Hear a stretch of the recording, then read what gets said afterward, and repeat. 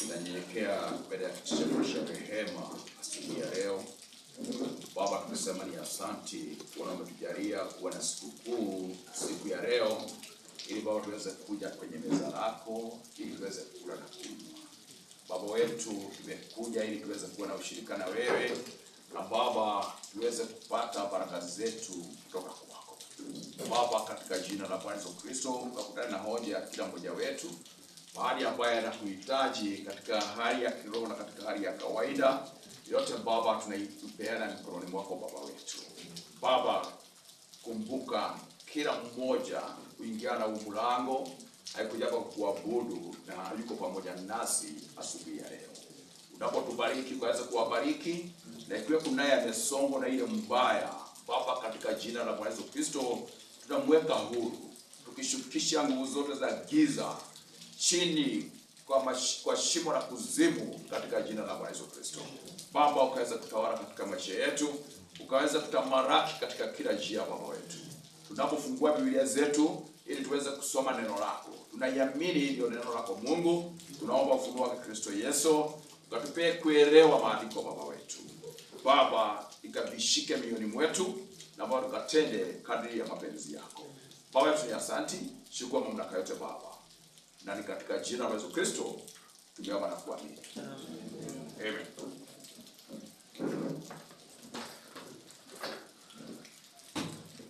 Katika Biblia zetu in the book of Genesis, na wakaribisha tena katika siku ya leo. Ni siku ambayo Bwana ametujalia, na karibuni sana katika jina la Yesu Kristo. Amen. Genesis chapter 22.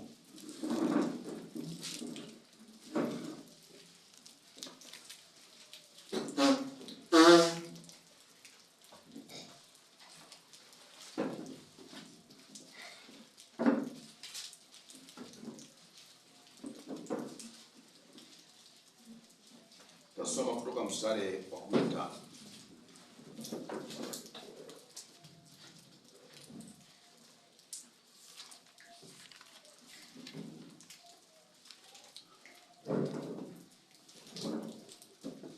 Malaika wa Bwana akamuita Abrahamu mara ya pili kutoka mbinguni, akasema, nimeapa kwa nafsi yangu, asema Bwana, kwa kuwa umetenda neno hili, wala hukunisuilia mwanao wa pekee. Katika kubariki nitakubariki, na katika kuzidisha nitakuzidishia uzao wako kama nyota za mbinguni na kama mchanga ulioko pwani, na uzao wako utamiliki mlango wa adui zake. Na katika uzao wako mataifa yote ya dunia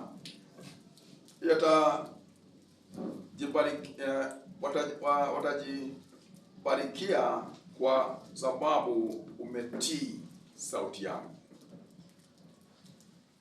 Basi Ibrahimu akawarudia vijana wake, akaondoka, wakaenda zao pamoja mpaka Beersheba.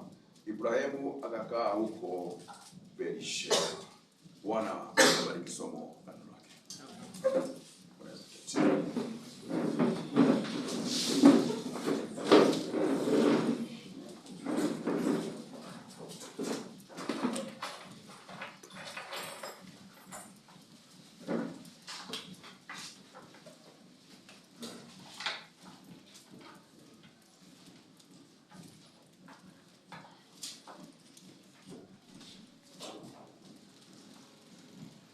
Leo hatuna stima, wakati hatuna stima.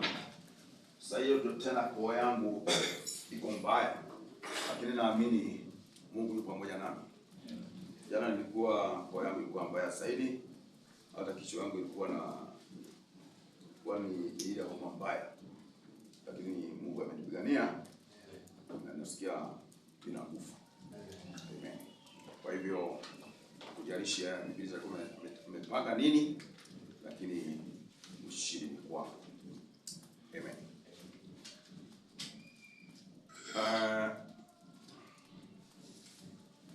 Tunapotazama, ikiwa kwa nyuma na usikii, kuja mbele. Biblia sauti yako ifike kwa nyuma, unakuja mbele. Umekuja ndio usikize ama usikie jinsi ambavyo Bwana anavyotaka usikie siku ya leo. Kwa hivyo hapa tunapotazama katika Biblia zetu, tunaona kuna Abrahamu ambaye kutoka mwanzo alikuwa ameitwa na Mungu. Tunaposoma Genesis chapter 12, tunaona Abrahamu akiitwa na akitenganishwa na akiambiwa aondoke kwa watu wao ili aende pahali ambaye Mungu atakayemuonyesha. Tunapotazama huo mlango hii mstari wa 15, Biblia inasema ya kwamba malaika wa Bwana akamuita Ibrahimu mara ya pili kutoka mbinguni.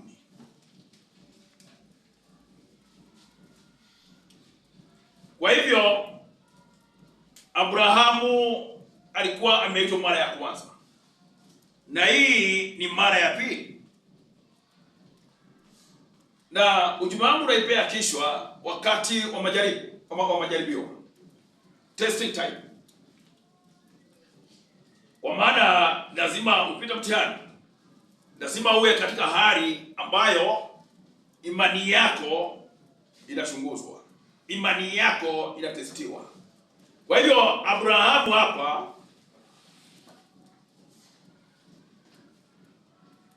malaika ameitana mara ya pili, na wakati ameitana, Biblia inasema malaika wa Bwana akamuita Ibrahimu. Ya Kiswahili imeandikwa tofauti na Kiingereza, kwa sababu ya Kiswahili ya Kiingereza iko na small letter na ya Kiswahili wameandika in capital letters. Whenever you find capital letters, hata ikiwa the angel of the Lord ni Mungu mwenyewe, lakini sasa inaonesha huyu ni malaika wa Bwana ambaye anaambia Abrahamu, nimeapa kwa nafsi yangu, asema Bwana. Ninaamini ya Kiswahili ndio imeandikwa sawa sawa, kulingana na vile ambavyo Biblia inasema nini.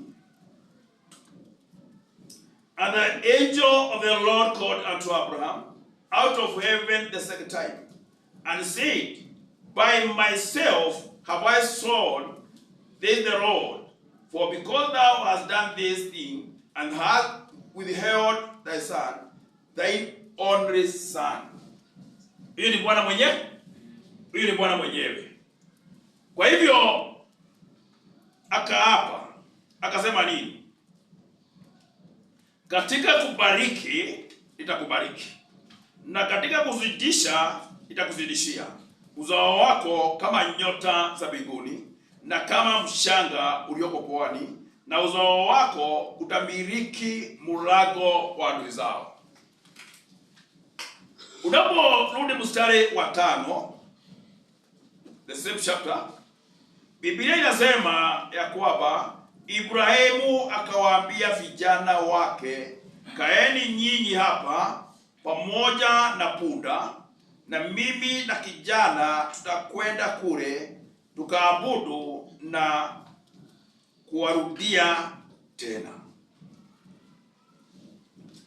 Abrahamu alijua kile ambacho anaenda kufanya. Na tunaona wakati unaposoma mstari wa 16, Bwana akiapa kwa nafsi yake mwenyewe, ni kwa sababu Abrahamu hakuisuilia mwanawe wa kipekee ambayo hiyo mwana alikuwa wa ahadi. Kumbuka kulikuwa na wengine hata lakini katika mpangilio wa Mungu hakuwa wanahesabika kama vile Isaka angehesabika. Kwa maana Isaka ndio alikuwa mwana wa ahadi. Kumbuka kuna Ismaeli alikuwa ni kijana wa Abrahamu, na alikuwa ametangulia na alikuwa amezaliwa kabla ya Isaka kupatikana. Lakini Mungu anaongea kuna mwanawe wa Ibrahimu wa kipekee ambaye ndio Isaka, na ambayo ndio anasema, kwa maana katika mstari wa 16 akasema, nimeapa kwa nafsi yangu, asema Bwana, kwa kuwa umetenda neno hili, wala hukunizuilia mwanao wa pekee. Kumbuka Abrahamu amegojea hii ahadi. Ukisoma Genesis chapter 17 na chapter 18, utaona jinsi ambavyo Mungu akiongea na Abrahamu, akimwambia jinsi ambavyo mwaka kama huu utakuwa na mwana. Yaani na jingine ile ahadi itakuwa imetimia. Lakini wakati wa Genesis chapter 22 inaonyesha ya kwamba Mungu anataka kile ambacho alikuwa Abrahamu amengojea kwa miaka 25, tena ikiwa ndio the only evidence ambayo Abrahamu alikuwa ameshikilia ya kwamba yeye atafanyika kuwa baba wa mataifa. Uzao wake utakuwa kwa wiki. Lakini sasa Mungu ameitisha. Mstari huyo nimesoma mstari wa 5. Unaona Abrahamu jinsi ambavyo anaapia watu wake wa kazi. Wale vijana walikuwa wameenda nao. Sio kama walikuwa vijana, kama walikuwa wazee. Kwa maana wakati mwingine Abrahamu alikuwa mzee. Wanaweza kuwa walikuwa wazee, lakini kwa sababu ni wazee wanachukuliwa kama kuwa vijana. Kwa vijana. Amen. Kwa hivyo anawaambia mkae hapa. Mkae hapa sisi tuende kuabudu Mungu na kijana. Na kila abudu Mungu tutawarudia. Amen. Abrahamu alijua anaenda kutoa kafara mwanawe. Ninaamini hapo pia tasaa kile ambacho anaenda kufanya. Vile hapo pia Hawa, lakini mwanawe wakati alifika huko alitaka kujua sadaka iko wapi ile ambayo tunakuja kutoa. Kwa maana naona kuna ile vitu vingine tuko nazo, tuko na kuni, tuko na kisu, lakini sadaka ya kutoa hatuko naye. Na Abrahamu akamwambia Mungu atajipeania. Mungu atajipeania. Kwa hivyo tukitazama hali ya Abrahamu, Biblia inawaongea alikuwa mtu mwenye haki. Ndio baba wetu wa imani, kwa maana aliamini hata ikiwa hakuna dalili yoyote ya kwamba yeye ni baba wa mataifa. Ni nini Mungu anayohitaji ili aweze kukupea kile ambacho ameahidi? Bwana Mungu inampendeza sana kwa wale watu ambaye wanatii neno lake. Obedience is better than any sacrifice ambaye mtu anaweza peana. Ikiwa utii ni gumu sana, ile Mungu ambayo amekuahidi iweze kukufikia. Na ndio unaona Bwana anasema, kwa maana katika kubariki nitakubariki, mstari wa 17, nitakubariki, na katika kukuzidisha nitakuzidishia uzao wako kama nyota za mbinguni na kama mchanga ulioko pwani, na uzao wako utamiliki milango ya adui zao. Amen. Amen. Huyu ni Mungu ameita Abrahamu na akamwita na akatoka kwenda na yeye.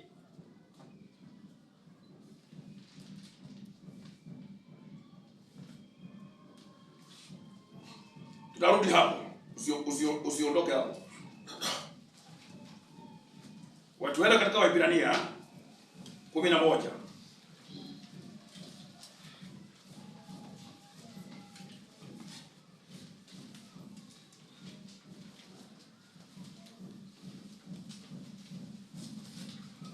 Waebrania 11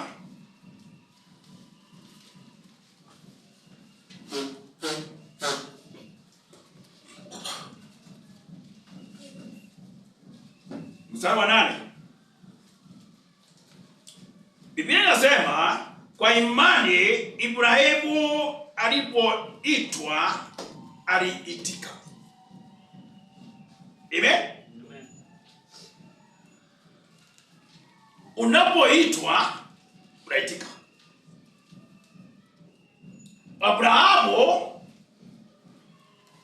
alipoitwa aliitika, atoke aende mahali pale atakapopapata kuwa urithi, akatoka azijue aendako. Hiyo ni Abrahamu amesikia sauti. Tumeona Biblia inasema Abrahamu aliitwa mara ya pili na malaika wa Bwana, na ilikuwa wakati ya confirmation ya kwamba Abrahamu amekuwa mtu mwaminifu. Na ndio hapa Paulo akikuja kiandika hapa, anaandika akiwa amejawa na roho wa Mungu, kwa maana hakuwa huko. anaongea kuhusu Abrahamu ambaye jinsi ambavyo alisikia sauti na katii. Shida iliyo na kanisa ya leo ama na waaminio wa siku ya leo ni kusikia neno la Mungu na kuanza kutii. Na hakuna kitu kingine shetani anapendezwa nazo ama anatumia kama wakati ambaye anaona watu wanasikia sauti ya Mungu lakini hawaitii.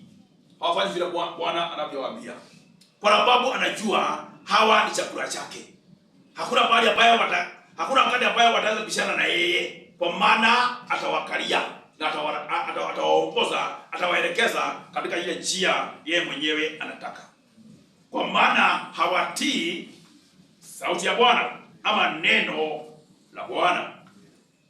Kwa hivyo hapa Biblia inasema mstari wa 9 ukasema wanane, mahali pale atakapopata kuwa urithi akatoka asiyejua aendako.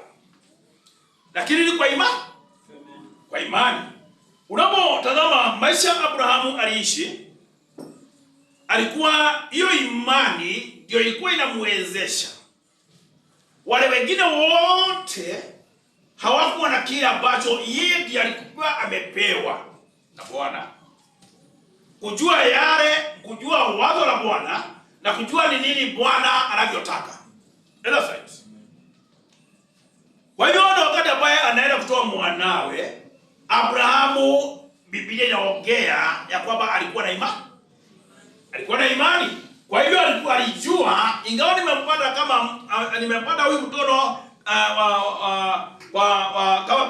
kama tukiwa tumekaa kama tumekufa, lakini tunajua Mungu ana uwezo tena, hata nikimtoa Mungu atamweza kumfufua. Amen. Hiyo ndio uzao wa Abrahamu. Nimesema pia kuhusu Adamu katika shamba la Edeni, jinsi ambavyo kama mwana wa Mungu alikuwa wazo la Mungu ilikuwa kwake, imefunuliwa kwake, na alijua ni yapi yaliyo mapenzi ya Mungu. Kwa hivyo hata wakati Hawa alisini, Adamu hangeweza kumwashiria, kwa sababu alijua hii ni nyama yangu na hii ni mifupa ya mifupa yangu. Kwa hivyo hakuna njia Mungu anaweza akaniangamiza. Kwa hivyo kile ambacho nitakayofanya, nitajihusisha na kile ambacho mke wangu amefanya, ili niweze kumuokoa asije akaagamia. Kwa hivyo katika wale walio wa Mungu mpaka siku ya leo wanaishi kwa imani. Amen. Bila imani hakuna jinsi ambavyo unaweza ukapeleza Mungu. Imani ndio inakupea kujua wazo la Mungu. Imani ndio iko na mizuri, iko na nguvu ya kwamba Shetani hakuwezi. Lakini ikiwa una imani ya Mungu, wewe ni bure. Shetani anacheza na wewe kama vile anataka. Anacheza na wewe kama vile ambavyo anataka, kwa sababu hakuna silaha nyingine ambayo inapeleza Shetani kama kutokujua. Ignorance ya neno la Mungu, hiyo ni silaha kubwa sana ya Ibilisi. Kwa sababu anajua ni nini ambayo umepewa, na anajua ni nini ambayo unahitaji kufanya kwa Mungu, kutetea Mungu. Kwa hivyo wakati ambayo unashindwa, hiyo ni mapenzi yake. Hiyo ndio furaha yake, ya kwamba ana silaha ya kukuangamiza. Lakini wakati ambayo uko na imani ya Mungu, wewe uko na silaha ya kuangamiza kuangamiza Shetani. Amen. Biblia imesema nini? Imesema uzao wa Abrahamu watamiliki milango ya adui zao. Kwa hivyo ikiwa wewe ni uzao wa Abrahamu, milango ya adui haina pahali ya kukushinda. Tunakuja hapo. Haya, mstari wa 9 unasema, kwa imani alikaa ugenini katika ile nchi ya ahadi, kama katika nchi isiyo yake, akikaa katika hema pamoja na Isaka na Yakobo warithi pamoja naye wa ahadi ile ile. Amen. Mungu alimwezesha kukaa katika nchi ya ahadi. Na wanawe. Na tunaona wakati anawatoa Misri, akiwapeleka huko, ile muovu alikuwa anajua ni nini anaenda kufanya huko. Kwa hivyo alilete vizingiti mingi sana ili wasiweze kufika katika nchi ya ahadi. Na hiyo ndio shida ambaye tuko naye mpaka wa leo, ya kwamba ahadi za Mungu zote ni ndio na ni amina, lakini kwa sababu wale ambayo wameahidiwa hawana imani, hawaamini neno la Mungu, basi wanakaa bila kupokea kile ambacho wameahidiwa, kile ambacho wamepewa. Kwa hivyo mstari wa 10 inasema, maana alikuwa akiutazama mji mwenye misingi ambao mwenye kubuni na kujenga ni Mungu. Kwa imani hata Sara mwenyewe alipokea uwezo wa kuwa na mimba alipokuwa amepita wakati wake, kwa kuwa alimhesabu yeye aliyeahidi kuwa mwaminifu. Amen. Kwa maana Mungu ni mwaminifu, na wale wote ambao wameitanishwa na yeye wanastahili kuwa mwaminifu. Amen. Hii ndio Mungu Bwana Yesu Kristo alikuwa anauliza hapa duniani, ninaporudi mara ya pili, kama nitapata watu ambayo ni waaminifu, ambayo kuna imani. Nitapata imani, kwa sababu imani ndio kuaminika. Kwa hivyo Abrahamu alikuwa mwaminifu, na walihesabu Mungu, ni kwa sababu walihesabu Mungu kuwa mwaminifu, wakawa wamekuwa kama yeye katika hali yote.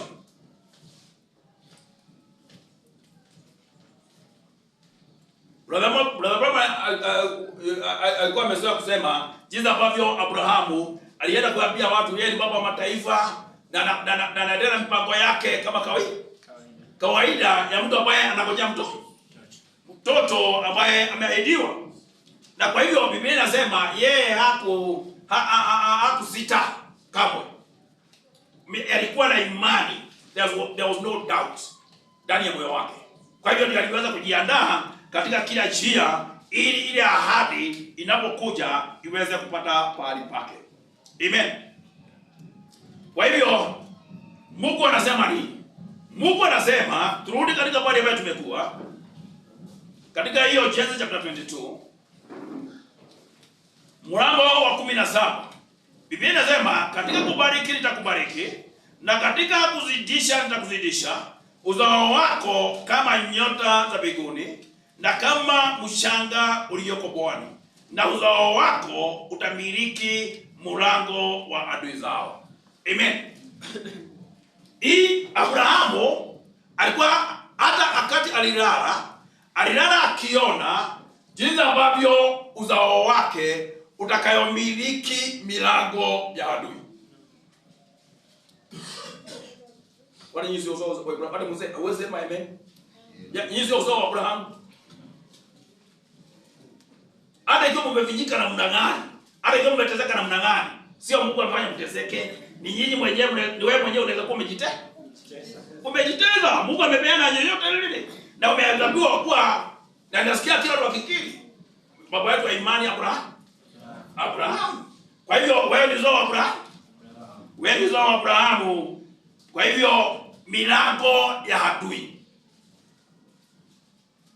lazima ushinde. Unajua hiyo? Ndugu yangu, dada yangu, unajua milango ya adui lazima ushinde. This is a promise. Hii ni ahadi imepeanwa kwangu na kwako. Wacha kuja kusema umeshindwa. Ukisema umeshindwa, kabla hujakuja kusema umeshindwa, kwanza jichunguze. Ni nini ambayo inafanya ushindwe? umepita njia gani ya kushindwa? Kwa sababu ya ahadi ya Mungu ndio na niamina. Si ndio? Kwa hiyo baada ya unasikia umeshindwa katika maisha, jiulize ni nini ambayo nimefanya. Kwa sababu Mungu abadiliki. Mungu ni yule jana na leo na milele. Watu wasipotii neno la Mungu, ndugu yangu, hakuna jinsi ya kushinda katika hii maisha. Lazima tutii, tuweze kuwa tumesikia sauti ya Bwana na tuweze kutii neno lake.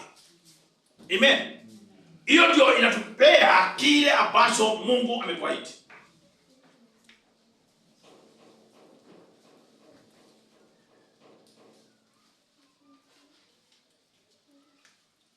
Bwana anaambia Abrahamu, uzao wako. Bwana Galatia chapter 3. Galatia chapter 3.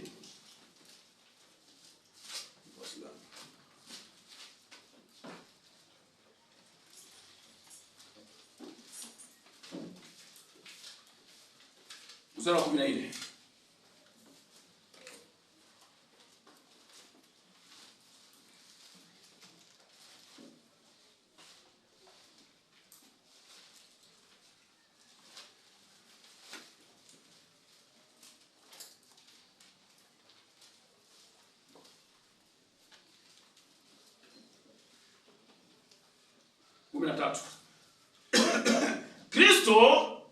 Galatia chapter 3 verse 13.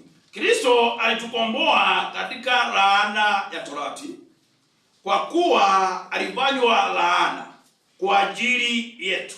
Maana imeandikwa, amelaaniwa kila mtu agikwayo juu ya mti, ili kwamba baraka ya Abrahamu iwafikirie mataifa katika Yesu Kristo, tupate kupokea ahadi ya Roho kwa njia ya imani. Amen. Hilo la sababu Bwana aliweza kutukomboa. Lile laana ya torati, ile sheria ambayo ilikuwa imewekwa, ambayo ilikuwa inatuhukumu, Bwana akakuja akachukua sehemu yetu. That's right. Akatukomboa, akabadilisha na uzima na mauti. Tukapata uzima na yeye akachukua mauti yetu. That's right. Ndio akaweza kuiangamiza hiyo mauti ili tuweze kuwa hai. Tuweze kuwa hai. Kwa hivyo kama uzao wa Abrahamu, hii ahadi ili kwamba baraka ya Abrahamu iwafikirie mataifa katika Yesu Kristo, tupate kupokea ahadi ya Roho kwa njia ya imani.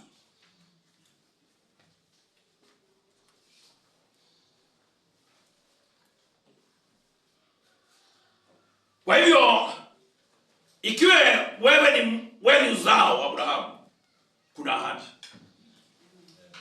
Na hii ahadi ya Roho itapatikana kwa njia ya imani. Kumbuka, mwenye haki anaishi kwa imani. Mwenye haki anaishi kwa imani. Hakuna kitu kingine. Kwa hivyo bila kupata imani hakuna jinsi ambavyo unaweza ishi. That's right. Hakuna jinsi ambavyo unaweza ishi bila imani. Na tunaona hiyo ndio shida. Wale wote ambao tunasoma katika Biblia, katika kitabu cha Waebrania, hawa ambao walikuwa katika Agano la Kale, Biblia wanaweza kuwa mashujaa wa imani. Kwa maana walikuwa na imani ya Bwana. Walikuwa na imani ya Bwana. Hivi kwamba haikujali iko namna gani. Kutii ni jambo la maana sana katika maisha ya mwaminio. Unapokuwa dhabihu nyingine yoyote, hakuna kitu ambacho kinapendeza Mungu kama kuona kanisa lake ikitii neno lake.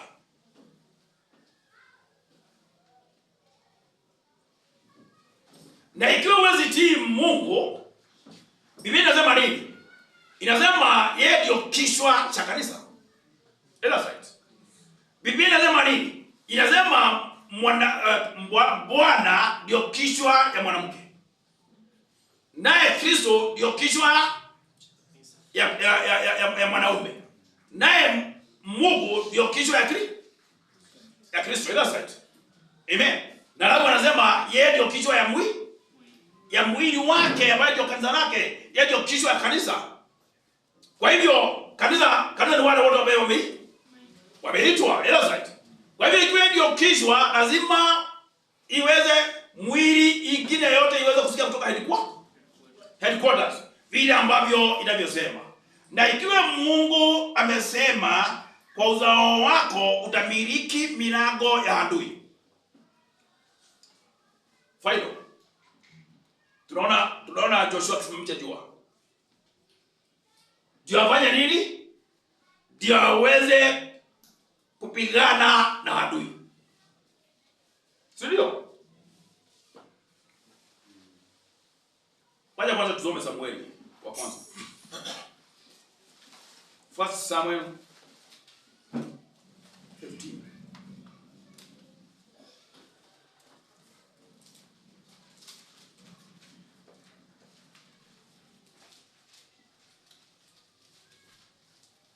First Samuel 15, 20-23.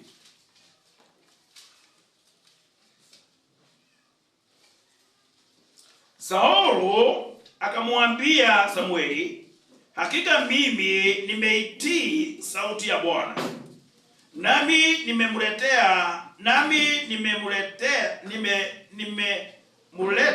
Agagi mfalme wa Amaleki, tena nimewangamiza wa Amaleki kabisa. Bwana alikuwa amesema nini? Ukilie, ufagie wa Amaleki. Alikumbuka lile tendo ambayo walifanyia wana wa Israeli wakati walikuwa wanatoka Misri, kwa sababu walipitia kwao, waliwasumbua. Kwa hivyo Bwana hakusahau. Ilichukua miaka ngapi? Haijalishi imechukua miaka ngapi. Mawazo ya Mungu haisahau, hailali. Kwa hivyo kile ambacho umefanya usifikirie ati Mungu amesahau. Ikiwa umefanya mema, kumbuka kuna baraka ambayo inakungoja. Na ikiwa umefanya maovu, ukumbuke kuna adhabu ama kuna ubaya ambaye utakayopata ikiwa hujaiweka sahihi na Bwana. Kwa hivyo Saulu anajidai ya kwamba kazi ambayo alikuwa ametumwa amefanya. Lakini bashoni mwa Mungu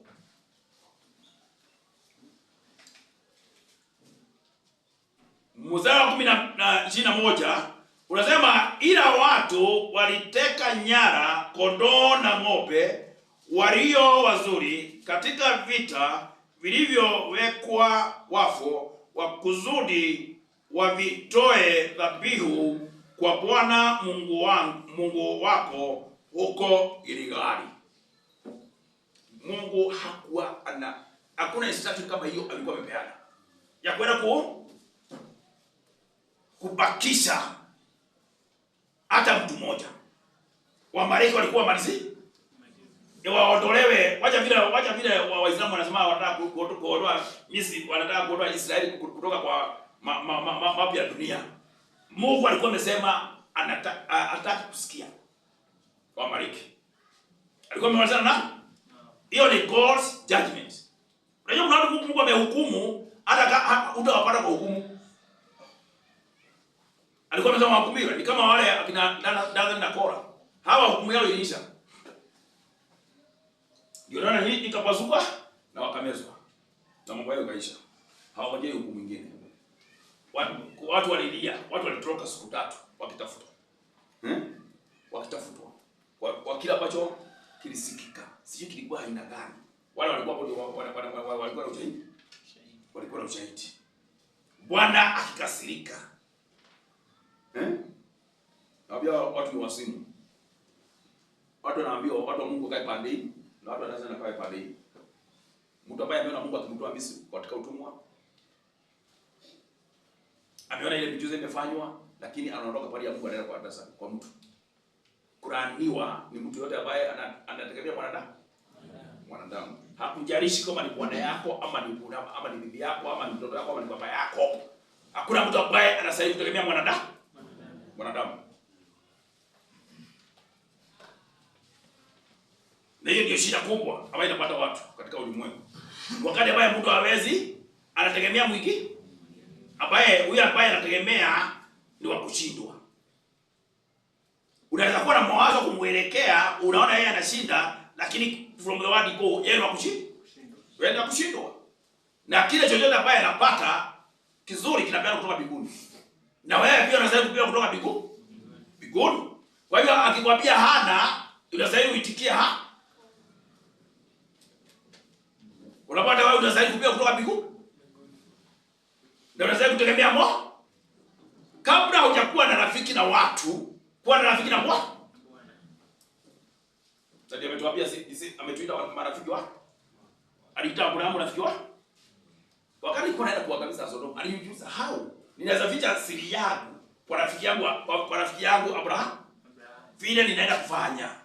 Na wakati Yesu Kristo alikuja akiwa alikuwa mfano wa Mungu asionekana.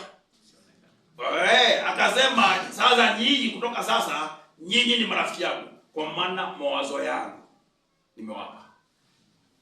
Roho yangu iko ndani yenu. Kwa hivyo kila ambacho mnajua ni mimi, kila ambacho maisha ambayo mtakayoishi, maisha itadhihirisha kama ni kweli Kristo ako ndani yenu. Hakuna mtu Yesu Kristo alisema mtawajua kwa matunda. Ukisema matunda yenyewe tofauti isipokuwa neno, ni ishara kuonesha wewe sio mzabibu, wewe sio mtawi. Kwa sababu tawi lazima izae mzabibu. Kwa hivyo hapa Samueli anasema ya kwamba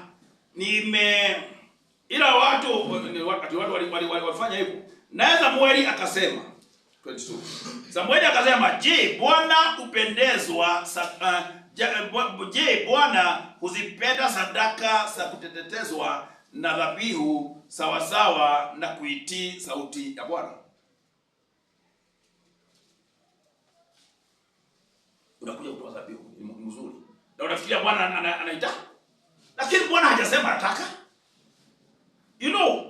Usije ukaletea Mungu kile ambacho hajasema anataka. Lolote ambayo unaletea Mungu ni ile Mungu ambaye amekupea. Ila sasa. Ikiwa Mungu amekupea, mpe kile ambacho amesema umpe. Sio mnatangia kitu kingine hapo, yeye hajasema umpe. Nikawa fungu la 10. Akisema 10%. Hapana lete 20%. Lakini kwa sababu wewe si mtu wa sheria, unaweza pata njia nyingine ya kumpea. Ila right. Lakini yeye anahitaji fungu la 10. Get short. Hakuna kitu kingine anataka. Kwa hivyo wakati ambayo ndio Samueli nabii anauliza Saul ya kwamba Mungu Bwana hupenda sadaka za kuteketezwa na dhabihu sawasawa na kutii sauti ya Bwana.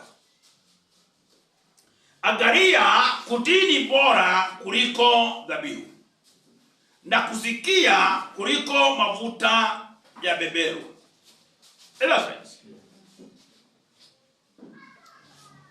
Kwani kuasi ni kama dhambi ya uchawi, na ukaidi ni kama ukafiri na vinyago, kwa kuwa umelikana neno la Bwana, yeye naye amekukataa wewe usiwe mfalme. Unapotazama Biblia mzuri, tukisoma katika kitabu ya Petro na tukienda katika kitabu ya Ufunuo, tunaona Mungu ametuaja kuwa taifa teule, uzao wa ufalme na kuhani. Ni nini ambayo inaweza ikakufanya usiwe kuwa mfalme? Wakati ambaye Biblia inasema uzao wa Abrahamu utamiliki milango ya adui. Hiyo ni kusema unatawala. Ila sasa lolote lile ni wewe unatawala. Lakini Biblia inasema hapa nini? Samueli na pia anasema kuwazi ni kama dhambi ya uchawi. Kuwazi nini? Kuwazi neno la Mungu. Kwa hivyo wakati tunasikia neno la Mungu tunataka kufanya vile Mungu amesema, tunahesabiwa kama wachawi. Tunahesabiwa kama washawi. Ila zaidi usijijazie kitu kingine. Ni hivyo Mungu amesema. Na ikiwa mchawi ataingia katika ufalme wa Mungu, na hata sisi tutaingia. Lakini unajua hiyo hakuna kuingia. Hiyo hakuna kuingia. Kwa hivyo ni mzuri tuweze kutii neno la Mungu. Amen. Na kuzudi na ukaidi ni kama ukafiri na vinyago. Hiyo ni ile watu ambaye wanasema hakuna Mungu. Wanaweza tenda chochote kile ambacho wanaweza tenda ukaidi. Na ukaidi ni kusikia na kuona kufa. Tunaambiwa Abrahamu aliitwa mara ya pili. Na akaitwa na akapelekwa. Kwa sababu aliitwa Ibrahimu alikuwa na imani. Kwa hivyo ndugu yangu, dada yangu, ili tuweze ili tuweze kuendelea kufanya kuwa wafalme na tuzidi kufanya yale ambayo yanapendeza Mungu, lazima tufanye yale yaliyo mapenzi ya Bwana. Amen. Lazima tusikie sauti ya Bwana. Tusiposikia sauti ya Bwana, hakuna njia nyingine katika ufalme wa Mungu tunaweza kubarikiwa.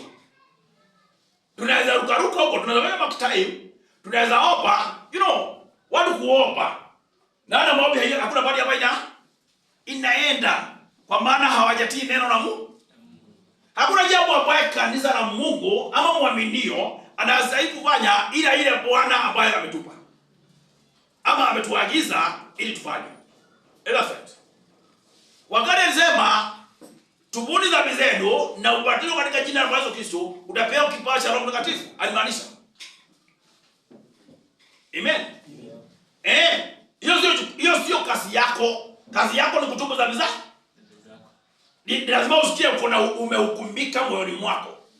Na hii unapopelekwa kwa maji, unapelekwa kwa maji na unasikwa. Maji ya kale. Huyo mtu wa zamani anasikwa, unavuvuka na mtu mpya. Na unapata ile nguvu ya Kristo ya kuvuka kwake. Ili kwamba unakuwa kiumbe kipya ambaye Mungu anaweza akaitumia. Kwa hivyo sadaka ya kweli ni kutii neno la Mungu. Ni kutii neno la Mungu. Na ndio unaona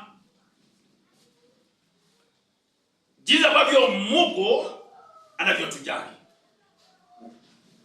Alitoa mwanawe akaguza msalabani kwa sababu ya mimi na wewe.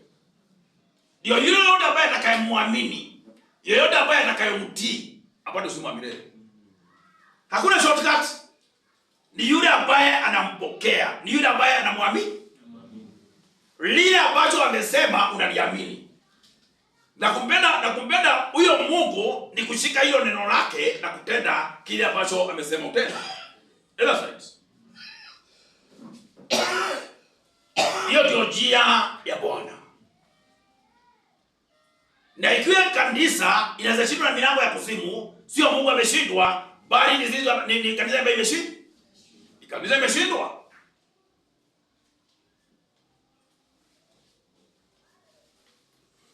Giza inaenda saa zingine haraka sana. Mungu hapo tumeona ya kwamba Mungu anapendezwa na wale ambao wanatii. Right.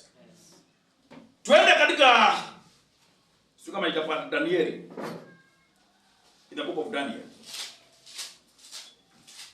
Ukiona mbele yangu niambie.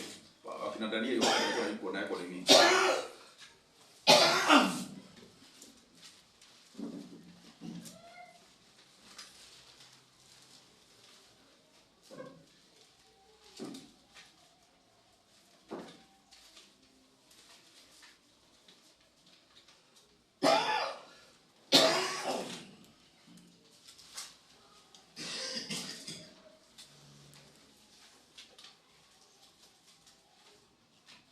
Danieli 3.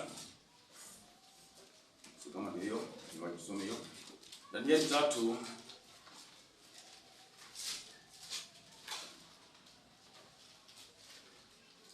mstari wa 12.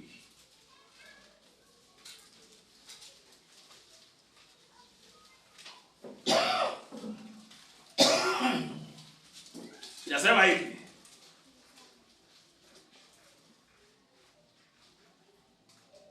wako Wayahudi kadhaa wa kadha uliowaweka juu ya mambo ya wilaya ya Babeli, yani Shadraka, Meshaki na Abednego. Watu hawa, mfalme, hawa kukujali wewe, hawaitumikii miungu yako wala kuiabudu ile sanamu ya dhahabu uliyoisimamisha. Basi Nebukadneza akatoa amri kwa hasira na ghadhabu waletwe hao Shadraka na Meshaki na Abednego. Basi wakawaleta watu hawa mbele ya mfalme. Nebukadneza akajibu akawaambia, enyi Shadraka na Meshaki na Abednego, je, ni kwa makusudi hata amutumikii Mungu wangu wala kuzijudu sanamu ya dhahabu niliyoisimamisha? Kama mko tayari, wakati mtakapoisikia sauti ya panda na viribi na kinubi na zeze na zaturi na zomari na namna zote za goma kuanguka na kuzisujudia sanamu niliyoisimamisha, ni vyema. Bali msipo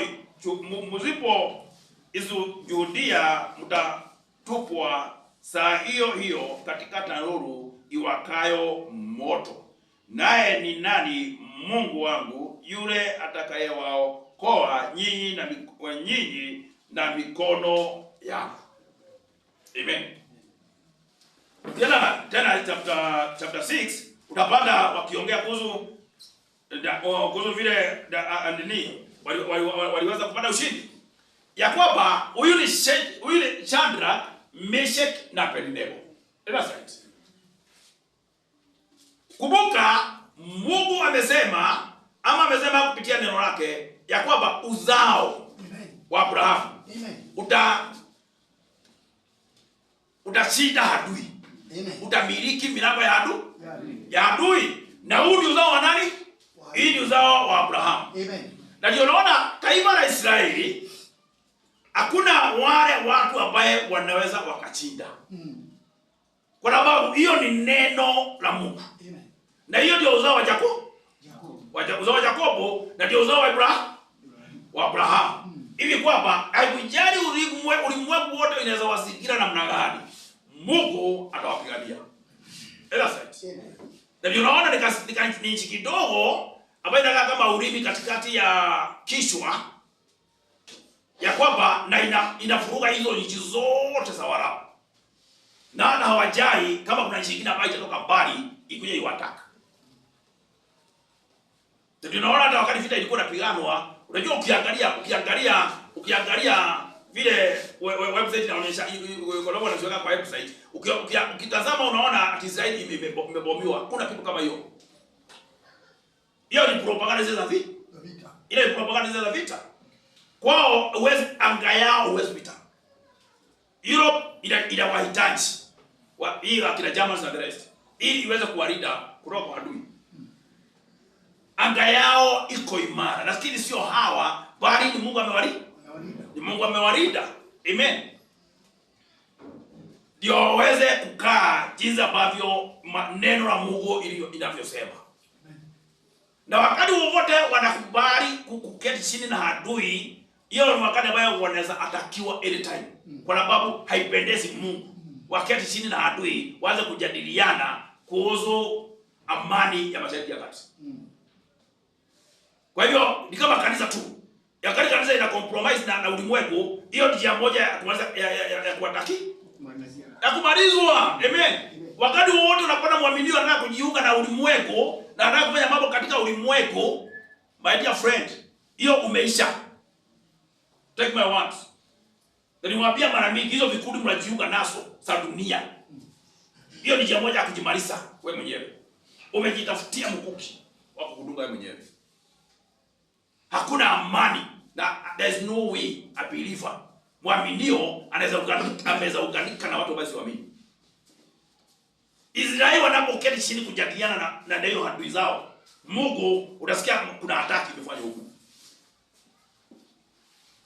Na nikubali hili chao 1990 ile nikumbuke leo iko 1994 wakati alianza kutawala. Akasema yeye hawezi badilishana taifa la Israeli na amani. Nikulifurahi sana. Nikajua sasa nchi imepata mfalme ambaye anaweza waelekeza katika njia ya kweli. Kanisa la ya Mungu inataka mashujaa wa imani. Amen. Na compromisers.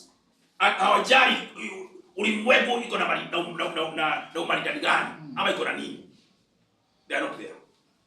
Hawa wako kusimamia neno la Mungu. Amen. Hii hali unaona waaminio wanataka kujiunga na vikundi sa ulimwengu. My dear friend, you are putting your life in danger. You cannot, hakuna pahali utaweza enda. Kitu ya kwanza umekasirisha Mungu. Kwa sababu umeficha neno lake. Kwa hiyo wewe sio mmoja wao wanatii neno. Wewe sio mmoja wao wanatii neno. Na alafu chile kikupata unaanza kuambia watu wakuombee ama unaenda kuomba Mungu. Mungu anaweza sikia kweli. Mungu anasikia. Wakati aliita Abrahamu alimtenganisha. There was a total separation. Akatoka nchi yao na akatoka kwa marafiki yake. Ili Mungu amuonyeshe, na hiyo jambo Biblia inaongea kwa imani. Abrahamu akatoka. Kwa hiyo Abrahamu alitoka akijua lile ambaye Bwana anataka afanye. That's right. Na ndio Mungu anapokuita, anakuita akijua kile ambacho anataka ufanye. Anajua wewe ni lazima iwepo ndani yako ndio uweze kumpendeza. Hiyo imani ya Mungu lazima apeane. Yeye anapeana. That's right. Amen. Kwa hivyo hapa kitabu kina tunaona uzao wa Abrahamu. Shadraka, Meshaki na Abednego waliweza kusimama na mfalme wa dunia. Sijui ni wangapi hapa tunaweza simama na mfalme wa dunia. Ikiwa na kazi mtu anaogopa kutokwenda kazi ya asifutwe kwa sababu anakuranga hapo kwa hiyo kazi. Ni kama Mungu ambaye amemuita akuja kwa kazi yake hawezi kumpea chakula. Testing time. Abrahamu mwana alikuwa naye kwa miaka 20 ngapi? Alikuwa amemgoja kwa miaka 25. Mungu anasema namtaka. Baraka za Abrahamu haikupatikana nje paligine. Ilipatikana kwa sababu kila ambacho alikuwa nacho chake pekee aliweza kuichukua na kaipenda kwa Mungu. Na ndio Mungu anaapa yeye mwenyewe, Bwana anaapa mwenyewe kwa nafsi yake ili kwamba vile atakavyobariki Abrahamu. Usimwamini Mungu, ndugu yangu, unaishi katika maisha ya kustuka moyo. Na kwa sababu hata Mungu akisema mizigo yako yote umtupie, utakutupa. Utakumtupia. Sio kumpea, urudishia yeye. Anasema umrudishie.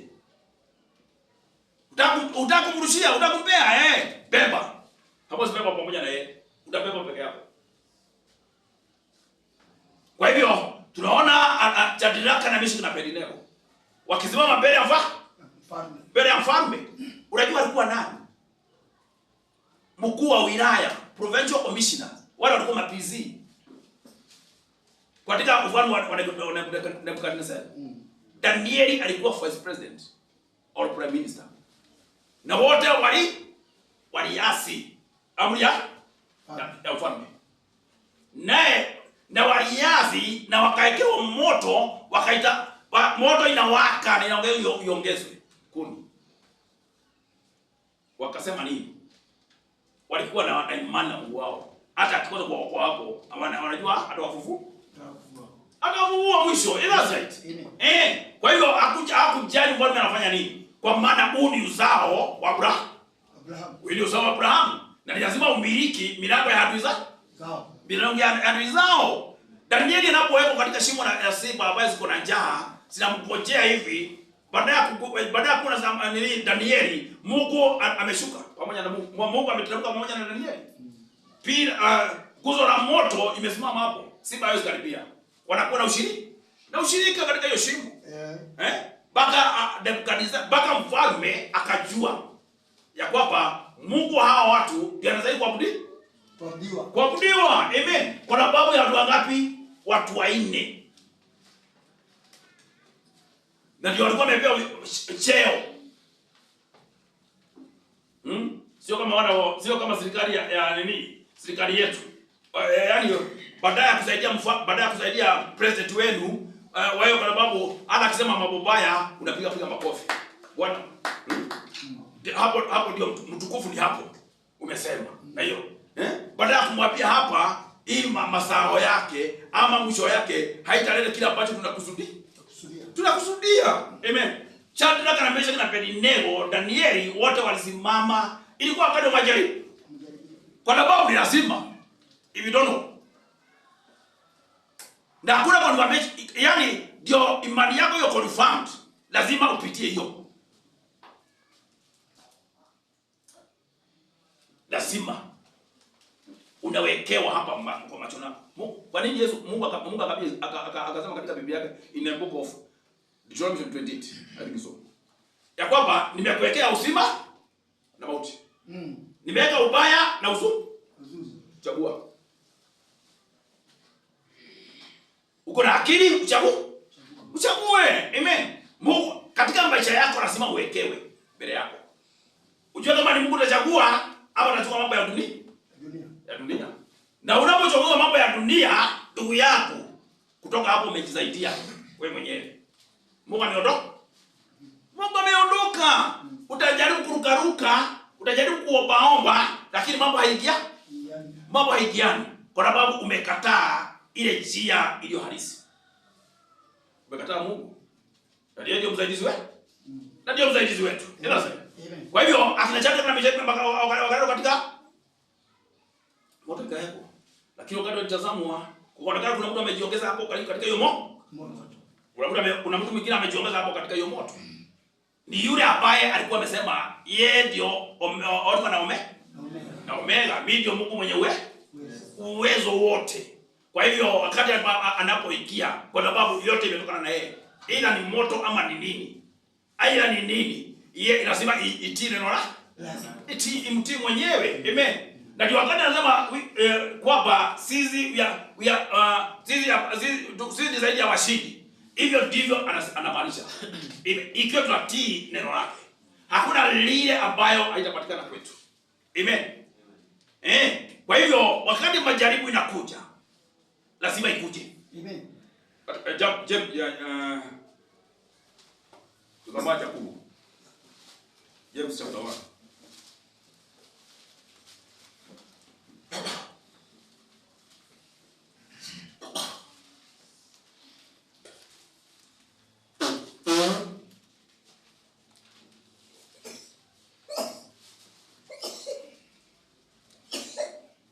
Unasikia vile nasema kusoma 12. James Yakobo 1:12, that's James. Heri 1:12. Inasema heri mtu astahimiliaye majaribu. Kwa sababu akisha kukubaliwa ataipokea taji ya uzima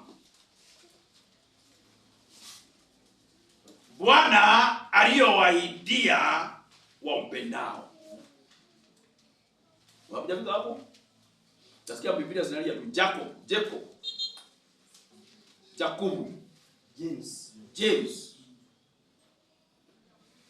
Jacob ndio unapaswa utakulia James. Jacob ndio wewe Peter. Iko hapo katika Waebrania iko katikati wa Waebrania na Petro. Kwa hivyo Biblia inasema katika hiyo Jacob 1:12, heri mtu astahimiliaye majaribu. Kwa sababu akija kukubaliwa ataipokea taji ya uzima. Usiposhinda Bwana alivyowahidia wampendao. Amen. Muhuri wa Mungu unapigwa kwa wale ambayo wanamwamini. Si ndio? Ili kulingana na Mitume 5:32 ya kwamba Roho Mtakatifu anapeanwa kwa wale ambaye wanamwamini, wale ambao wanamtii. Hakuna njia nyingine. Ikiwa mtii, na hiyo ndio ishara ya uzima wa milele. Ama hiyo ndio ishara inaonyesha ya kuwa wewe na Mungu mmekuwa sawa. Kwa sababu kuna uzima wa milele kama yeye. Amen. Muhuri wa Mungu haipigwi. Hiyo muhuri wa Mungu, the seal of God, ni ya kuonyesha kazi ya Mungu, ni kazi ambayo imekamilika. Kazi imekamilika, kazi kamilifu kwanza. That's right. Hivi kwamba wewe umefanyika kuwa mwana wa Mungu. Lakini lazima kuwe na kutii. Na kutii.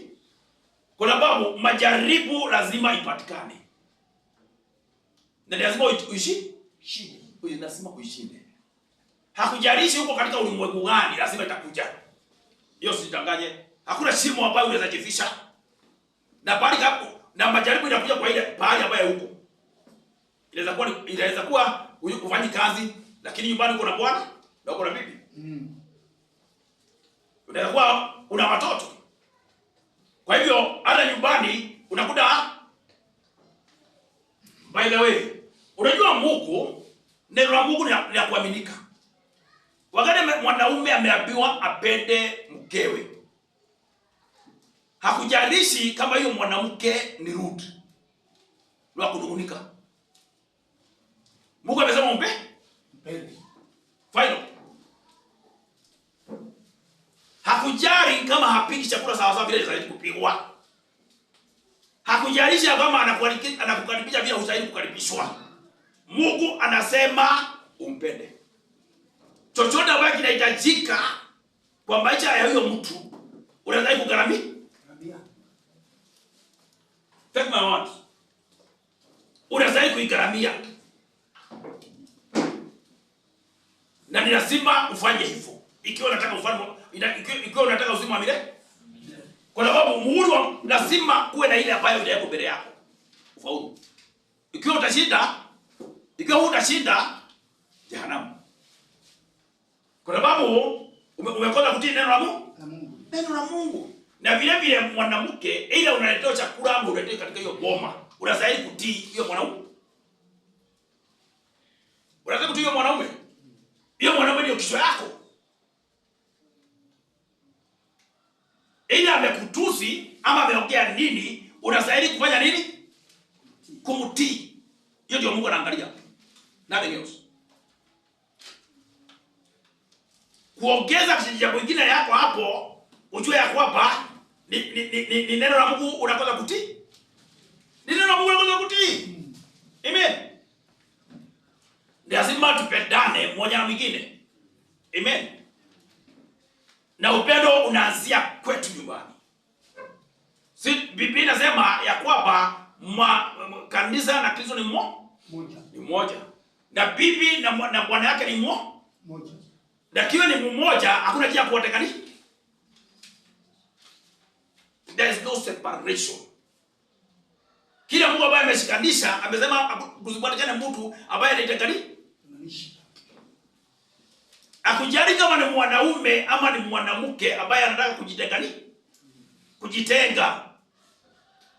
Hakuna lugha kama hiyo kwa Mungu. Mungu ameunganisha. Inalimena hivyo mpaka mwisho. Hata aliambia Wafarisayo, hiyo watu walikuwa wenye roho ngumu. Sio kanisa alikuwa anaambia. Wakati unasoma Mathayo 19, hiyo sio kanisa ilikuwa naambiwa. Hiyo ilikuwa naambiwa Wafarisayo ambaye walikuwa wanafiki, ambaye walikuwa wenye roho ngumu. Wakaambiwa hiyo mambo unauliza hata kutoka mwanzo haikuwa namna gani? Haikuwa hivyo. Hiyo ni hukumu wa moyo. Kwa Mungu kwa kanisa la Mungu hakuna watu na hukumu wa moyo. Wale walikuwa na hukumu na moyo, tunawaliangamiza katika jangwani. Si ndio? Na wale ambao walikuwa na roho ya nyama wakaenda nchi ya ya Kanaani. Mungu hajabadilika. Hii kuna yale aliambia Wafarisayo, hakuambia akina Petro. Kwa sababu ya nguvu ya moyo wake, hao ndio wangekuja kujaribu Mungu. Kujaribu Bwana. Kwa hivyo hali ya kutii lazima iwe ya manani. Inaitwa manani katika ufalme wa Mungu. Anataka kuona wale ambao wanasikia, wanashika na wanatenda. Hao ndio wamebarikiwa. Wale wamelaniwa. Ukisikia Mungu akisema wale wamebarikiwa, ukumbuke wale ambao hawafanyi hivyo, wale hawafanyi vile ambavyo amesema, hiyo ni laana. Amen. Wacha kuigiza mambo mengine hapo ya unaangalia, unangojea mambo kama itakuwa inangoja mambo yanayo sawa. Unaweza kufanya mapenzi ya Mungu. Mungu anataka mambo yake idara ikiwa haijatengenezwa, haijakamilishwa vile ambavyo inastahili kukamilishwa. Vile ambavyo inastahili kutendwa.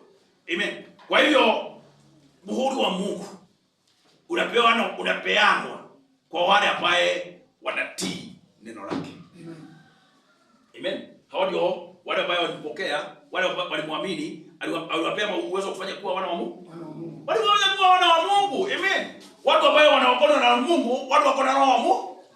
Na ambaye Mungu anawafungulia masikio yake kwa sababu amewafanya kuwa wenye haki. Anafungulia masikio yake na masikio yake ili asikie vile wanataka na aweze kuwaongoza katika njia zake. Amen. Hivi kwamba watapokea na watakula na watashiba. Amen. Hii ni mbeo ya ufalme, a royal seed of Abraham. Na ambaye hiyo roho ambayo tunaipata kwa imani. Ni kwa sababu Mungu ametufunulia. Amen. Unapotazama Mathayo 16 mlango makosa ya wanadamu ni kusikia sana na wafanyi chochote. Wakati Yesu Kristo anasema ninajenga kanisa langu. Mathayo 18.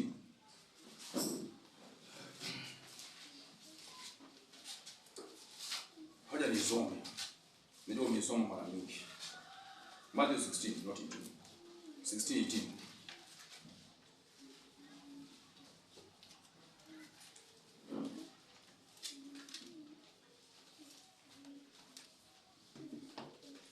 Tuzao kutoka 16. Inasema Simoni Petro akajibu akasema, wewe ndiye Kristo, mwana wa Mungu aliye hai. Yesu akajibu akamwambia, heri wewe Simoni Barjona, kwa kuwa mwili na damu havikukufunulia hili, bali Baba yangu aliye mbinguni. Nami nakuambia, wewe ndiye Petro, na juu ya huo mwamba huo nitalijenga kanisa langu, wala milango ya kuzimu haitalishinda. Amen. Amen. Wewe ndio sehemu ya hii kanisa. Hii kanisa ambayo Bwana anasema anajenga. Milango ya kuzimu haitalishinda. Haitalishinda. Amen. Joshua wakati mmoja alipoteza askari. Na kulingana na neno la Mungu, hakuna bali ambaye Mungu alikuwa amesema atapoteza askari. Alikuwa amesema kuna mtu atasimama mbele yake. Kwa hivyo wakati ambaye ilifanyika hivyo, akajua kuna shida na hii shida sio ya Mungu. Hii shida ni lazima iwe ni yetu. Vita isimame, kwanza tujichunguze, tujue ni nini ambaye imeenda baya. Na akachunguza na wakapata ni nani ambaye ameleta laana ndani ya kambi. Na akaanza kumwangamiza kabisa. Angalia wakati ambaye amefika katika mto wa Jordani. Mto wa Jordani imefurika sawa sawa. Na Mungu amemwambia chukua hao watu wapeleke katika nchi ya Kanaani. Kwa hivyo Joshua alikuwa kwenye kazi. Alikuwa kwenye kazi ya Mungu. Innocent. Kwa hivyo wakati alifika Jordani alikuwa na experience. Alikuwa amepita hiyo njia kwanza kwa sababu alikuwa Kanaani. Kama msikiani.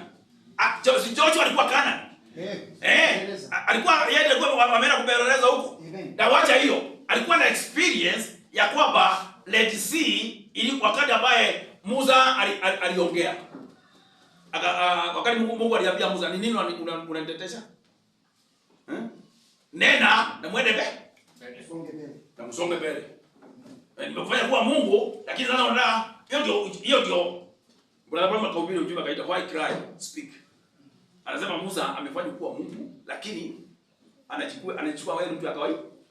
Wa kawaida anaenda kulilia Mungu pale. Na mamlaka yake imepewa kwa. Na Mungu ndio ambaye anapeleka hiyo watu, sio Musa. Right. Hiyo ni Musa, sio Musa alikuwa anapeleka watu, ni Mungu alikuwa anapeleka. Na ndio Mungu alikuwa ameweka malaika yake hapo. Amen. Na anaweka nguzo la moto, na anaweka wingu na mwamba wenye maji ya kwamba watu wake wako sawa sawa, maana wanakula kila asubuhi. Na Musa anaanza kulialia ni kama ni wao. Na ndio wakati mmoja aliambiwa hii watu wako, akaona kama sio wake, akarudia Mungu tena akamwambia watu yako. Hii watu yako.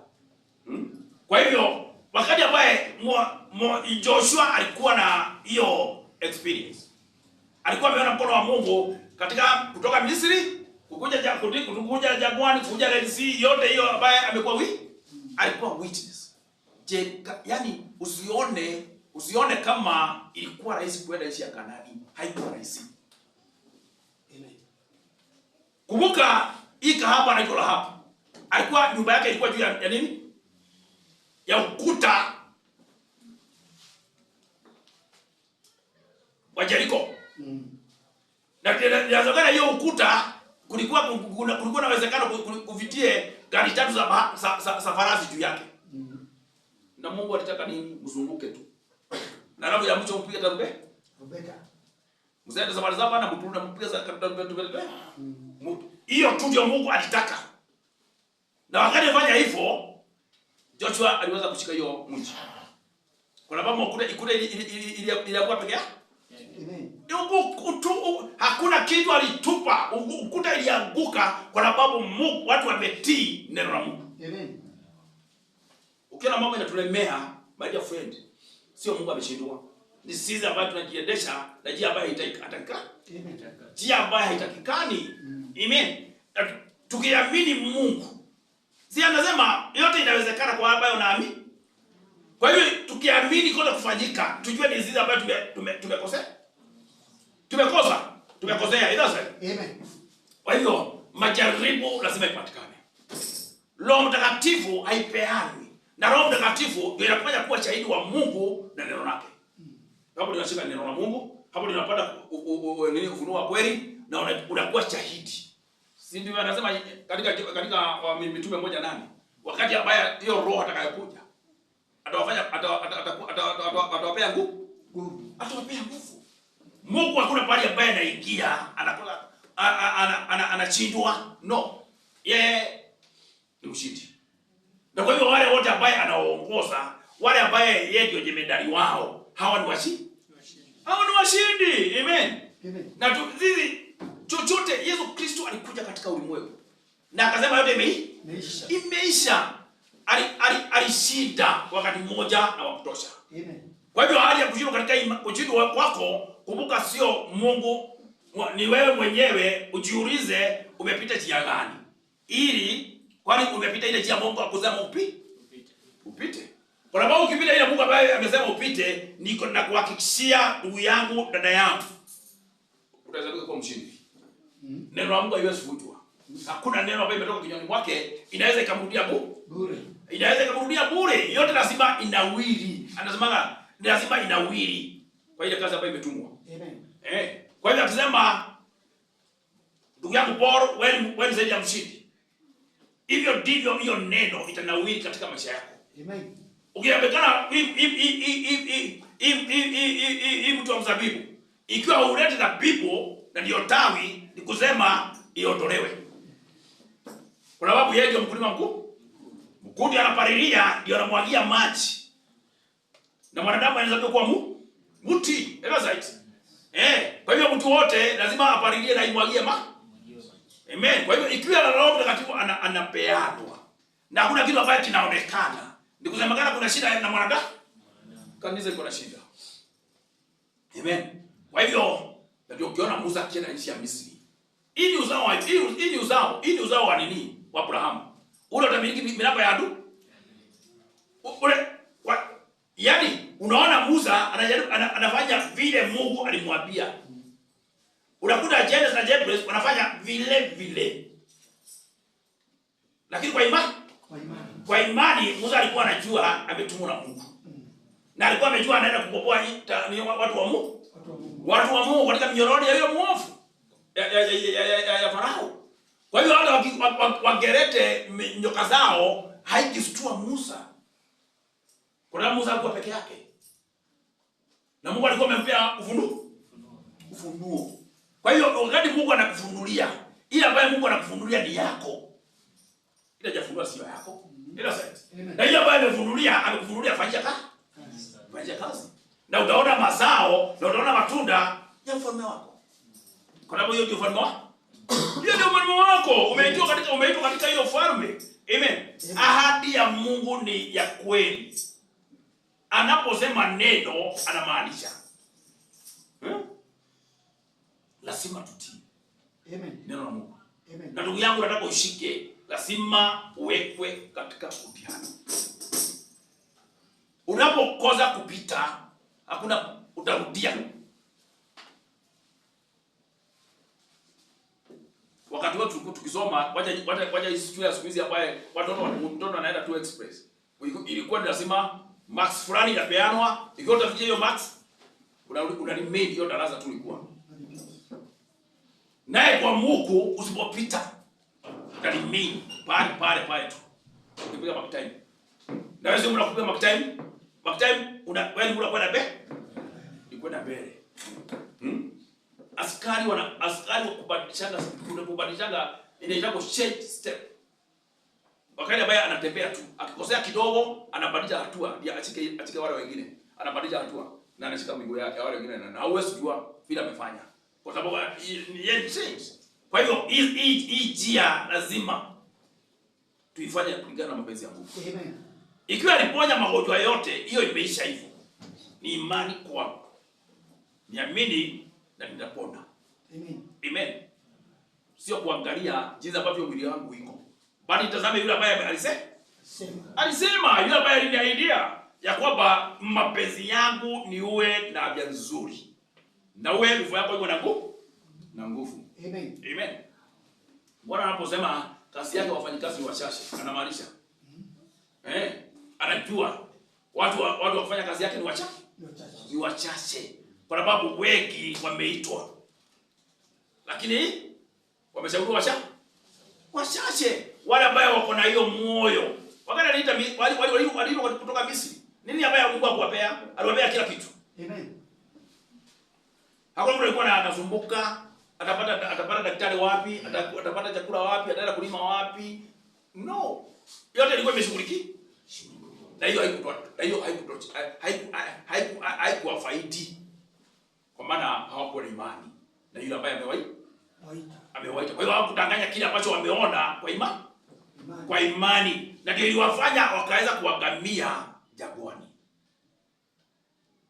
Na unapotazama ile ilikuwa kifuri ya kanisa ambayo ni halisi.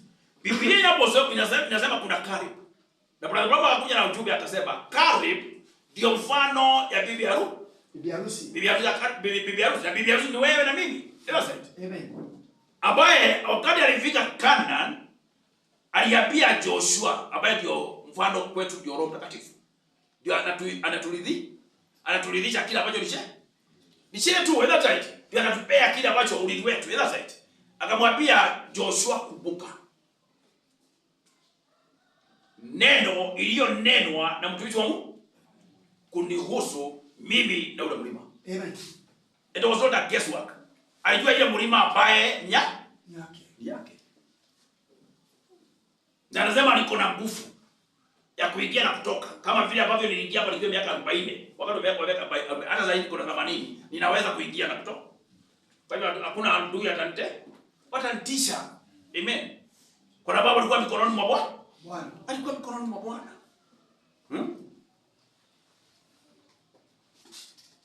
Wengi wao walikataa kwenda nchi ya Kanaani.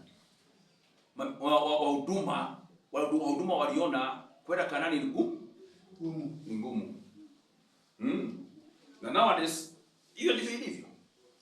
Wahuduma wengi hawataki kufikia kilele ama kibo ya mtu mkamilifu. Wanamagamaka tu, hawataki neno la Mungu ifanye kazi yake. Kwa sababu atakosa umaarufu. Lakini neno la Mungu hajabadilika. Usione wachungaji 10 walisema hatuwezi. Hatuseme zaidi wanaweza. Walipatikana wawili. 2% ama sijui 0.1 something %. Wale ambao wametumwa nchi ya Kanaani. Haijabadilika. Ni uzao gani uliingia nchi ya Kanaani? Ni ule uzao ambao ulisaliwa jangwani. Mungu ana uwezo, kuna uwezekano ifanyike jinsi ambavyo ilifanyika. Amen. Kwa sababu sisi ndio tunaweza kuwa role model kwa watoto wetu.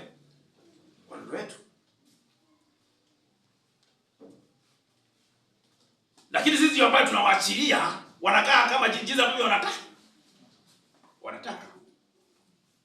Na pia hiyo ndio unaonanga unakuta watu wamekuja kanisani lakini hawana watoto wao. Either ni fellowship or whatever. Hakuna mtoto anastahili kuachwa, anaachwa mikononi ya nani? Anastahili kuwa mahali ambaye kile ambacho unasoma, akiwa kusoma ama kile ambacho unasikia, aweze kusikia. Hii ahadi ni yetu na watoto wetu. Amen. Sio watoto wako nyumbani na watu wengine wako kanisani, no. Anaweza wako nyumbani. Anaweza wao hako nyumbani. Lakini ikiwa wako nyumbani,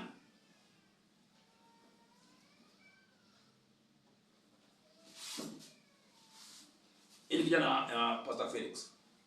Mara ngapi baba yako alikuja nyumbani akaenda kanisani? Hakuna njia. Kabla tuchelewa kwenda hiyo kanisa la kila mtu anapata. Afadhali niamke usiku nichache maji. Familia watu kama 8. Lakini kila mtu aende kanisani. Hakuna mahali kingine ndio wapeleka. Hapo ndio Mungu anakutana na watu yake. Hapo ndio Mungu anakutana na watu yake na uwezo wake ukienda kukuchunga. Hiyo sio kazi. Kile yote ambaye kinaweza lete ukosa kuhudhuria ibada. Ni kitu ya kuondoa, ni kitu ya kuiondoa. Unaambia Mungu, hii Mungu niondolee. Mungu akona uwezo. Nimeshindwa kuondoa. Amen. Nimeshindwa kuondoa. Niondolee kabisa. Ikiwa mimi mwanao, na ninakupenda. Kwa sababu nasema jambo mbele yako. Testing lazima. Ni lazima. Unachagua mabaya, unachagua mazuri, unachagua uzima ama unachagua mauti. Ni wewe mwenyewe unachagulia. Yote imepeanwa kwako. Na Mungu anakupea akili nzuri. Wewe Mungu amekupea akili nzuri. Huyu ni mfalme. Royal priesthood. Royal seed of Abraham. Na ambaye tunapokea hiyo ahadi. Ambaye Mungu alifanya agano lake na Abraham na Kristo mwenyewe. Alikuwa anafanya agano lake na neno lake. That is in book of Galatians chapter 3, I think 14 hapo. Alifanya covenant yake na Kristo. Na hapa hakuna kitu ambacho kinaweza ipunguza ama hebu niangalie.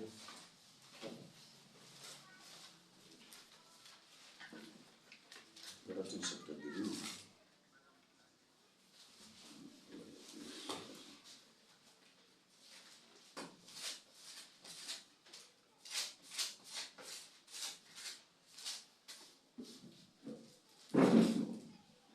Sura 17. 3:17. Ni semaro ni agano lililothibitishwa kwanza na Mungu, Torati iliyotokea miaka 430 baadaye haitagui hata kuibadilisha ile ahadi. Torati ilikuja baadaye Mungu, unaona Mungu anaongea kuhusu miaka 430.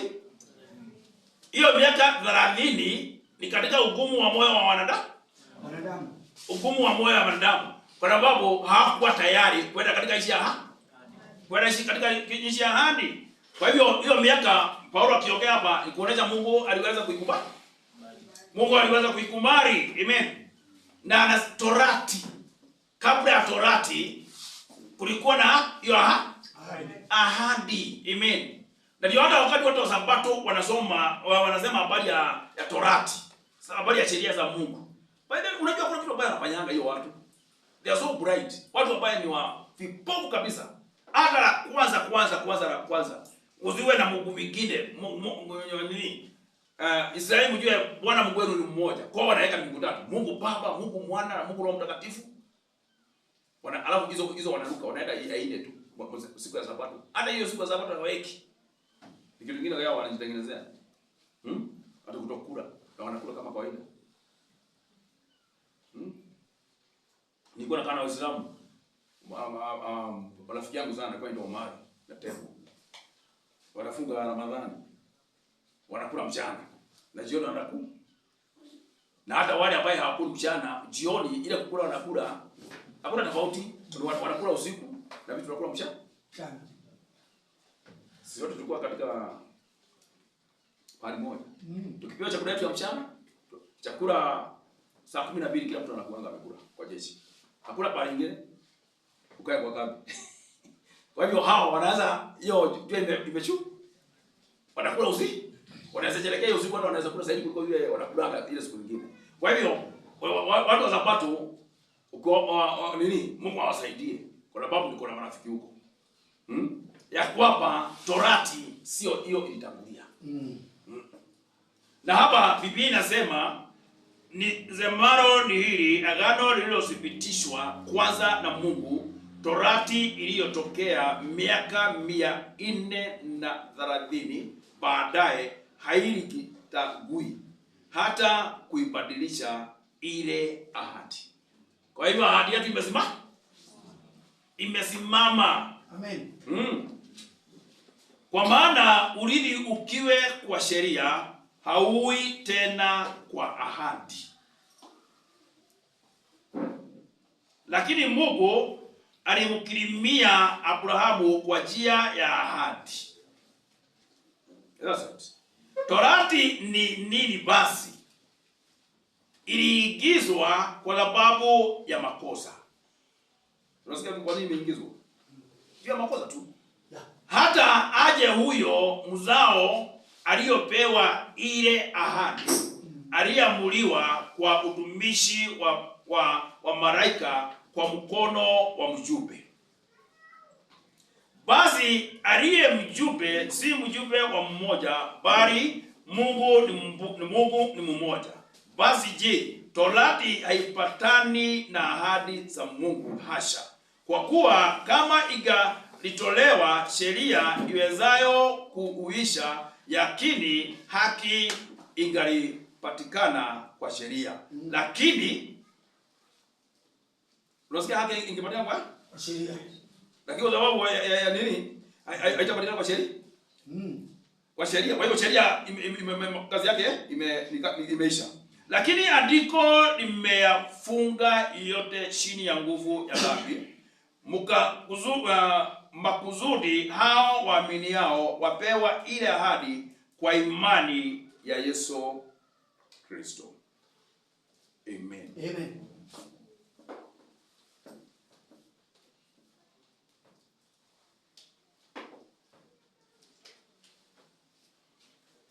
Sisi ni wana wa ahadi. Sisi ni wana wa ahadi. Nisemaro nini? Agano lililothibitishwa kwanza na Mungu, Torati iliyotokea miaka 430 baadaye haingetangua hata kubadilisha ile ahadi. And this I say, that the covenant that was confirmed before of God in Christ. Hii agano ilikuwa ya Kristo na Mungu. Amen. Na Mungu was confirmed before of God in Christ. Amen. Hiyo sheria ambayo imekuja baadaye miaka 430, hakuna kitu ambaye inaweza ikaondoa. Tunaishi wakati wa neema. Tunaishi wakati wa neema. Wakati mambo imekuwa mazuri, na bianga grace is superior to the law. Kwa hivyo sheria lazima itii neema, iko chini ya neema. Na sheria ndio ilitangulia. Grace ndio ilitangulia. Neema ndio ilitangulia. Kwa hivyo hii ni wakati ambayo watu wanastahili kuamka. Hii si bibi harusi mke wa mwana kondoo amejiweka tayari kuenda katika karamu ya mwana kondoo. Mambo mengine yote weka kando. Ndugu yangu, Roho Mtakatifu anapea. Roho Mtakatifu ndio muhuri wa Mungu. Na lazima unapompata utii neno la Mungu. Wakati ambaye mitume walikuwa hawajatii neno la Mungu, na akaanza kwenda hata kwa biashara zao, Yesu alikuja akawapea kuelewa kwa maandiko. Kwa kuelewa kwa maandiko. Na akawaambia mwende Yerusalemu ngojea hadi ya Baba. Na wakakimbia, sasa hiyo wakakimbia wapi? Yerusalemu. Wangekwenda kukimbia Yerusalemu, hawangepata Roho Mtakatifu. Nje ya Yerusalemu hakuna Roho Mtakatifu alikuwa anaku. Bwana alisema Yerusalemu. Alisema Yerusalemu. Na Mungu yeye kwa maneno yake, yeye anaiweka, yeye ni muikono. Is very economical kwa maneno yake. Anaponena neno lake lazima aifuatilie. Lazima ifanye vile alisema. Akisema Yerusalemu sio Galili. Ukienda Galili unakosa. Alikuwa amesema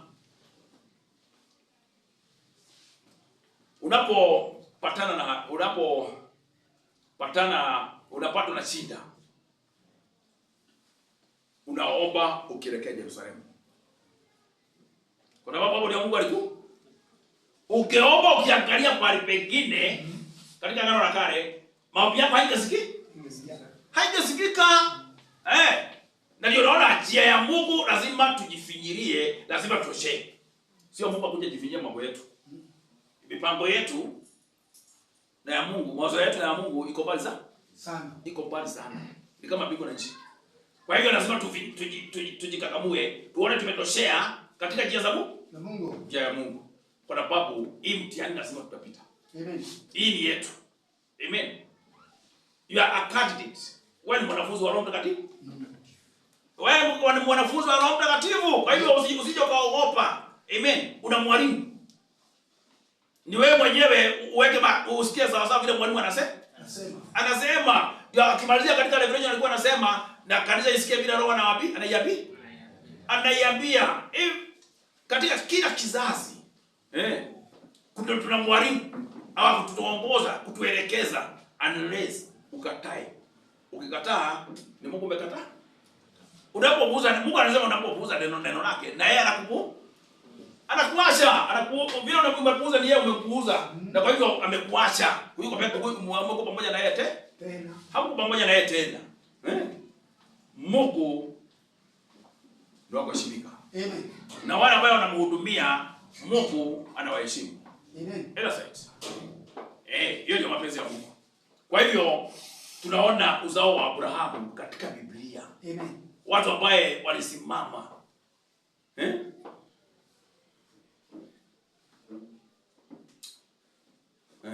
Nikimaliza alikuwa na mwisho atumu mitume 5.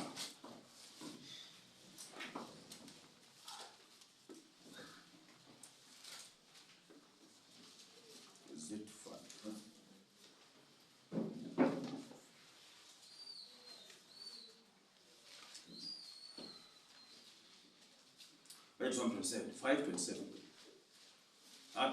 Matendo ya Mitume 5:27. Tutaipata hapo.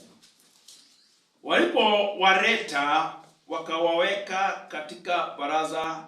Kuhani mkuu akawauliza akisema, je, hatukuwaamuru nyinyi kwa nguvu muzifundishe kwa jina hili?